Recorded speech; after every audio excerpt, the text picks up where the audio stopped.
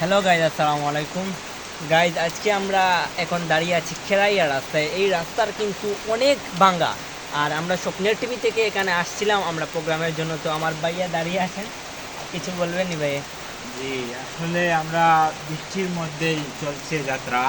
আমরা এই মুহূর্তে একটা প্রোগ্রাম করতে যাচ্ছি এই কেরাইয়া রাস্তা নিয়ে। আমরা আসলে জনদুর্ভোগ যেগুলো আছে স্বপ্নের টিভিতে সেইগুলো তুলে ধরার সর্বোচ্চটা চেষ্টা করি। এখন আসছি এই কেরাইয়া রাস্তার মানে অবস্থা একবার নাজুক অবস্থা। মানে গাড়ি ঘোড়া চলাচলের অযোগ্য হয়ে গেছে। সেই রাস্তা তুলে ধরার জন্য আমরা আসছিলাম। বৃষ্টির মধ্যে আটকা পড়ে গেছি এখানে। আমরা এখানে দাঁড়িয়ে আছি, বৃষ্টি কিছুটা কমলে অবশ্যই আমরা প্রোগ্রাম চালিয়ে যাব। তার ফাঁকে নাফিজ এটা করছেন, ধন্যবাদ নাফিজকে। তোমার ব্লগ চালিয়ে যাও।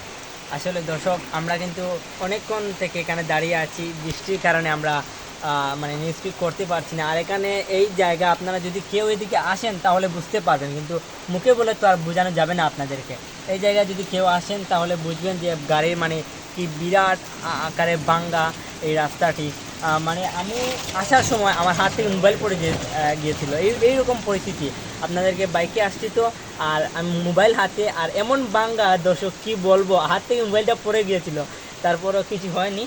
আর আমরা আপনাদেরকে অবশ্যই স্বপ্নের টিভিতে আপনারা দেখতে পাবেন এই কেরাইয়ার রাস্তা নিয়ে আমাদের নিউজটি। আর আমরা স্বপ্নের টিভি বাইয়ে বলেছেন যে আমরা স্বপ্নের টিভিতে মানুষের দুর্ভোগ দুর্দশা নিয়ে সবসময় তুলে ধরি। তো আজকে আমরা এই কেরাইয়ার রাস্তায় এসেছি, আপনাদেরকে দেখাবো। ইনশাল্লাহ স্বপ্নের টিভিতে চোখ রাখবেন।